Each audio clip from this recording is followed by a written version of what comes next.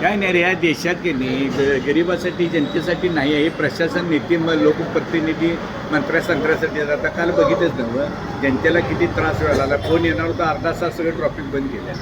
आता उद्या काय जनतेची सेवा करायचं काय जनतेवर अन्याय करायसाठी आहे. बरोबर. ते कलेक्टरने आदेश दिला आहे पेट्रोल बाटलीत येणार नाही, घातपात करते म्हणून. मग आता दिल्ली उडी भारताची राजधानी, गाडीतनं बॉम्बस्फोट घेतला.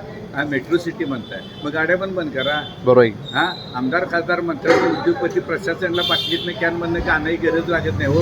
पकडतं त्याची शासनाचं जनतेचा पैसा भरून मिळतात, गार गार गार फिरतात. तिन्ही गावात जावावं. बरोबर. आणि आता बाटलीचं पेट्रोल कशाला ते निघतात. कोण गोर गरीब असतात, आपल्यासारखे असतात. पेट्रोल संपलं गाडी ढकलत नेण्यापेक्षा.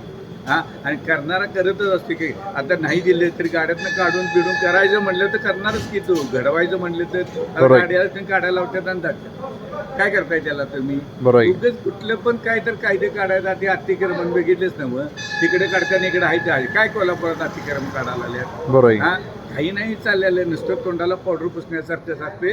आणि नेते मंडळी मंत्री संत्री आली की नाही तेवढं काम आहे. मग जनता प्रशासन यांच्यासाठीच आहे, गोरगरीब जनतेसाठी नाही आहे. आता मिटिंगा कुठे जनतेला वेळ देते ही जी मिटिंग काय विकास चालला हेच बोलाय, काय बोलणार आहे आता. जनतानंच याला आक्रोश करायला पाहिजे, जनतानंच आता उठायला पाहिजे, तरच काय तर उपयोग आहे. नाही तर काही उपयोग नाही. असं चालत जाणार, गरीब मरणार आहे. त्यांना पाहिजे तशा श्रीमंत लोकांना सुविधा मिळणार या लोकप्रती प्रशासनाला.